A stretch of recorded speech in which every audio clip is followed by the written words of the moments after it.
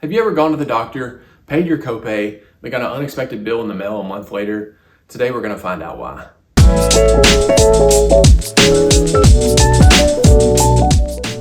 Alright guys, welcome back to the Health Insurance Basics series. My name's jzimmerle. I'm an independent health insurance broker.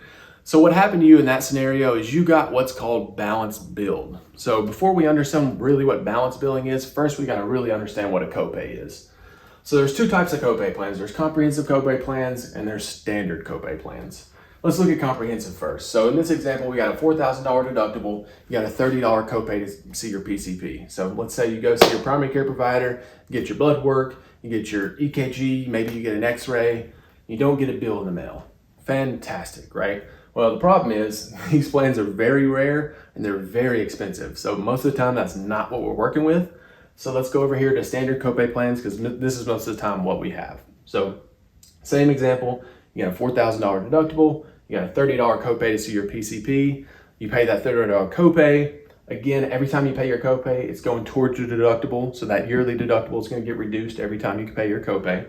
But this time you had the same stuff done. You got that EKG, your blood work, maybe you got the x-ray, and you got a bill in the mail a month later for $150. What gives? Well, the reason is because a copay just covers the cost to actually see and consult with the provider. So without your health insurance, it might cost $150 or $200 to go see your primary care provider, but with the insurance, it's going to bring it down to whatever your copay is.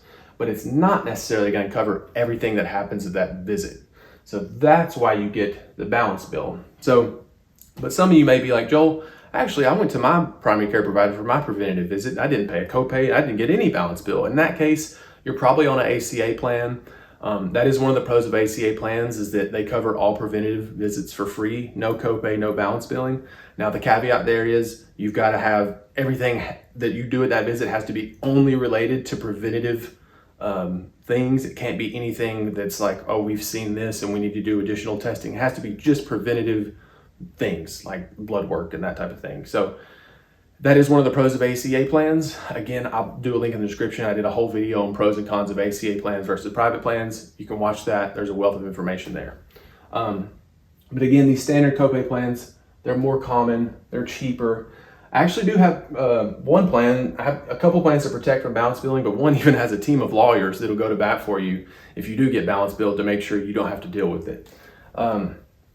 And another thing, and this is probably, honest to God, this is the favorite thing I write, and this is a $9 advocacy program. And what they deal with, all they deal with, is claims, balance billing, and most importantly, surprise billing. So surprise billing is something a little bit different than this, and it's usually way more than $150, and it's something that's happened to me personally too. So quick story, I went to the ER several years ago. It was to an in-network hospital, and I got a bill in the mail a couple months later for over $2,000. And I'm like, how is this possible? I know my deductible, I should not owe this much.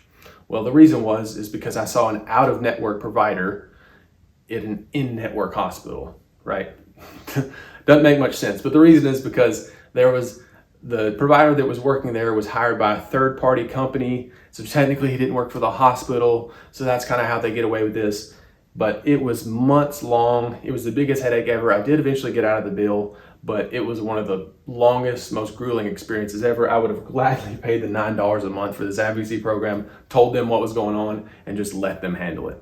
But again, surprise billing, that's another topic for another video. All right, guys, so hopefully that kind of clears up a little bit about what balance billing is. Again, there's another thing called surprise billing, which is usually a whole lot more than the $150 balance bill, but that's a different topic for a different day. But I do have a solution for the surprise billing in that advocacy program, so that's at least there in place if you need it. But all right, guys, I will see y'all in the next one. Have a great one.